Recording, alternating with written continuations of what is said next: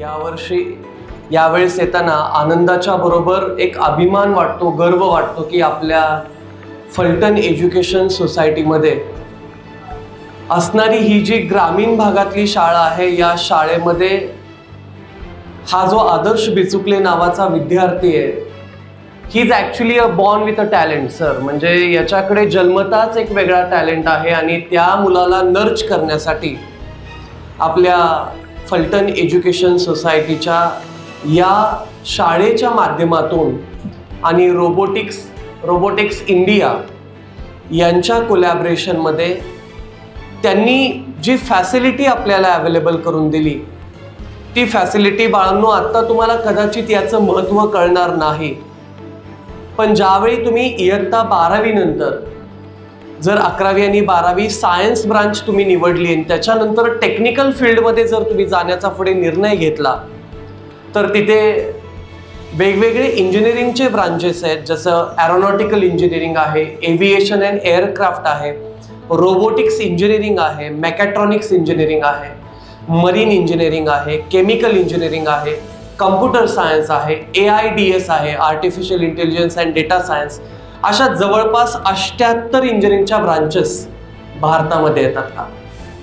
त्यापैकी अलीकडे AIDS, computer science आणि रोबोटिक्स इंजिनिअरिंग ह्या ज्या शिगेला पोचणाऱ्या ब्रांचेस आहेत, त्यापैकी एका ब्रांचमध्ये काम करण्यासाठी आदर्श बिचुकले नावाचा विद्यार्थी भारतामध्ये स्वतःचं नाव करेल एवढा विश्वास मला 100% आहे. त्यामुळं ही सुरुवातीलाच आपल्या सर्वांच्या वतीनं आणि तुमच्या वतीनं त्याला शुभेच्छा देतो. खरं तर या आदर्श बिचुकले विद्यार्थ्यानं स्वतःचा जो बॉर्न विथ टॅलेंट आहे तो आम्हाला सर्वांना दाखवलेलाच आहे. आकाशच्या माध्यमातून रोबोटिक्स इंडिया तो त्याचा कोच म्हणून काम करतोय आणि त्यांच्या माध्यमातून त्याला घडवण्याचं काम इथे होत आहे. आता निकम सर आपल्या सर्वांशी, चेअरमन या स्कूल कमिटीच्या आहेत, काही गव्हर्निंग काउन्सिलिंग मेंबर आहेत, आपल्या सर्वांची आता ही नैतिक जबाबदारी आहे की या आदर्शला इथून पुढे इयत्ता 12वीच नाही तर इंजिनिअरिंगचा सुद्धा प्लॅटफॉर्म आपल्याच फलटण एज्युकेशन सोसायटीमध्ये आपण त्याला प्रोव्हाइड करू, जेणेकरून आपलं स्वतःचं, आपल्या फलटण एज्युकेशन सोसायटीचं नाव भारतात नाही तर जगापर्यंत हा विद्यार्थी 100% पोहोचेल. त्यासाठी पाहिजे तेवढी मदत आपण आपल्या साईडनं त्याला करूया, जेणेकरून रोबोटिक्सच्या माध्यमातून, डिझायनिंग आणि कोडिंगच्या माध्यमातून, एव्हिएशन एअरक्राफ्टमध्ये जर त्याला काय करायचं असेल, कारण तुम्हाला सर्वांना माहितीच आहे पाठीमागच्या 4 महिन्यांपूर्वी आपल्या भारत देशाचे prime minister honourable Narendraji Modi हे ज्यावेळेस अमेरिकेच्या दौऱ्यावरती होते, त्यावेळेस त्यांनी एक प्रेस कॉन्फरन्स तिथे घेतली आणि त्या प्रेस कॉन्फरन्समध्ये त्यांनी सांगितलं की पुढच्या 27-28 वर्षांमध्ये म्हणजे 2047-48 पर्यंत भारत हा डेव्हलप कंट्री असेल. India today is a developing country, but after the 22, 23, 24 years India will be the develop country. हे वाक्य कोणी सांगितलं? Honourable prime minister Narendra Modi. परिणाम काय झाला?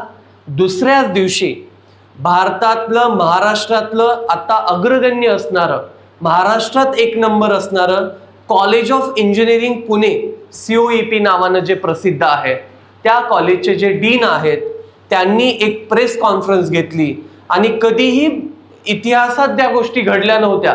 त्यांनी यावर्षी करून दाखवलं की त्यांनी त्यांच्या COEPच्या सगळ्या ब्रांचेस डबल केल्या.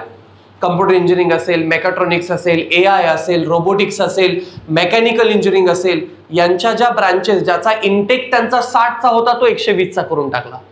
आणि कोणालाही याची माहिती नव्हती. ज्यावेळेस प्रेस कॉन्फरन्स घेतली त्यांनी गोष्ट सांगितली की त्यांच्या भाषणामध्ये रेफरन्स त्यांनी दिला honourable prime minister Narendra Modi यांचा. जर असं होत असेल तर भारतामध्ये टेक्निकल फील्डला खूप मोठा स्कोप आहे.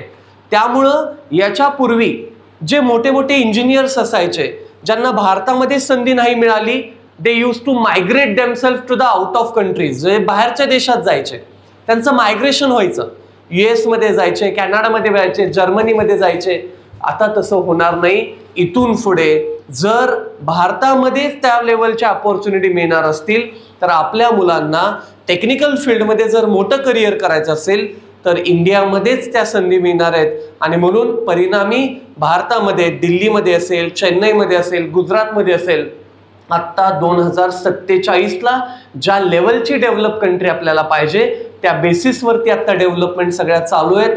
अदानी ग्रुपनं त्याच्यात खूप मोठा इनिशिएटिव्ह घेतलाय, मायक्रोसॉफ्टनं त्याच्यामध्ये खूप मोठा इनिशिएटिव्ह घेतलाय आणि परिणामी 2047ला इंडिया डेव्हलप कंट्री असेल. आणि त्या डेव्हलप कंट्रीमध्ये तुमच्यासारखे विद्यार्थी जे आपल्या फलटण एज्युकेशन सोसायटीत शिकतायत, रोबोटिक्स इंडियाच्या माध्यमातून आणि आपल्या फलटण एज्युकेशन सोसायटीच्या माध्यमातून जे कोलॅबरेशन सध्या चालू आहे, त्या कोलॅबरेशन मधून आदर्श बिचुकले तर चमकेलच, पण त्याच्यासारखे अजून असंख्य तुमच्यामध्ये बसलेले विद्यार्थी उद्याच्या काळात चमकतील एवढा विश्वास व्यक्त करतो आणि या ठिकाणी थांबतो. Thank you so much.